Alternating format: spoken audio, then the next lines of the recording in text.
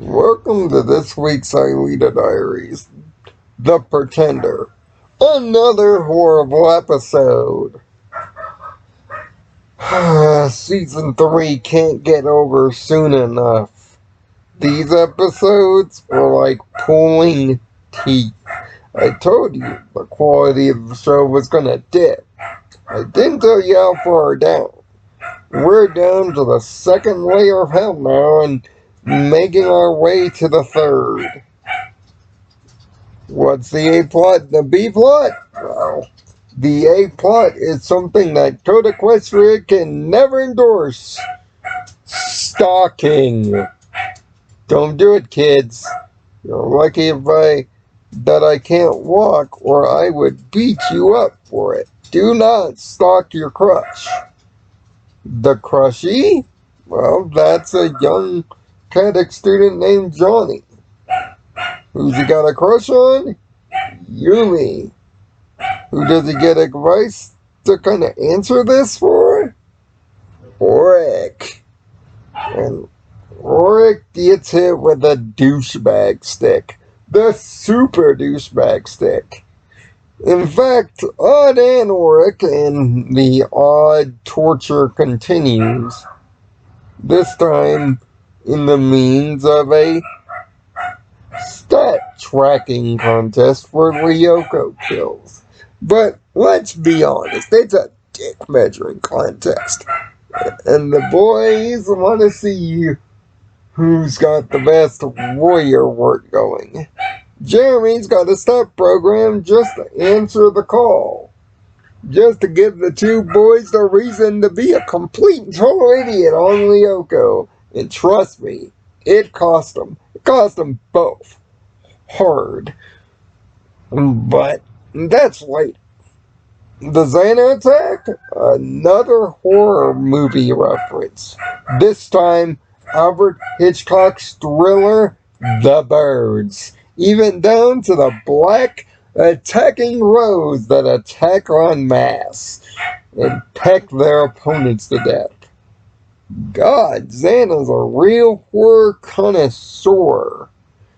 But we do get two great Aelita-ism lines here. The first, when she's right close to crossing the bridge to get to Ryoko. This is a subtle but also great character moment, followed by a great line. Jeremy and the others are complaining about how bad the situation is. Aelita gets up, sees the birds are watching her, every single one. There's about 100 on that bridge at this moment. Takes a deep breath, and then says this zinger of a line. We've been through worse. But we've never had such a captive audience. It's a real zinger, boys. And she'll have another one in Ryoko proper, by the way. When they're in Ryoko, however, it's in the desert sector. Tower? Down in the crater. Right back in episode 1. Not counting the pilot, but episode 1. Teddy Godzilla. And this attack has crabs in it, which wasn't present when this tower was last used. Using the crater to gain the high ground and the flank. And because the boys are measuring themselves, they do some insane things to Oric and Odd. Odd, thinking he's won the battle, does the one thing you don't do. Not in wrestling, not in video games, especially not in Ryoko. Taunt before all the enemies are dead. This gets him eliminated. How does Oric get eliminated? Well, the tower gets deactivated proper, but it's another Xana Skimbazoa trap that gets gets or dealt in. Aelita's on the way to the Way Tower to do the stupid, idiotic, pathetic Code Xana thing, which she executes again. Desert Sector down, but not before Aelita takes Auric out single-handedly. If you didn't need any proof that Aelita Hopper is OP, here it is. One of the best fighters of the Ryoko Warriors, done in single-handedly. Yes, Xana control helps with this, but really, do you think Auric, if Aelita had any kind of super combat prowess, could stand a chance against her anyway? Probably not. The desert sector might be gone, and Yui might be gone too. If not for the smartest character in this episode, Johnny, who, after the birds attack Yumi to near death, does the thing that all smart people should do. Go to the highest level of teachers, inform them of the attack, the injury, and where Yumi is. If not for Johnny, Yumi would be donezo. Yep, that's right. The real hero of the Pretender is, well, the Pretender. Return trip back to the past, but one small thing has to get knotted up before the credits roll and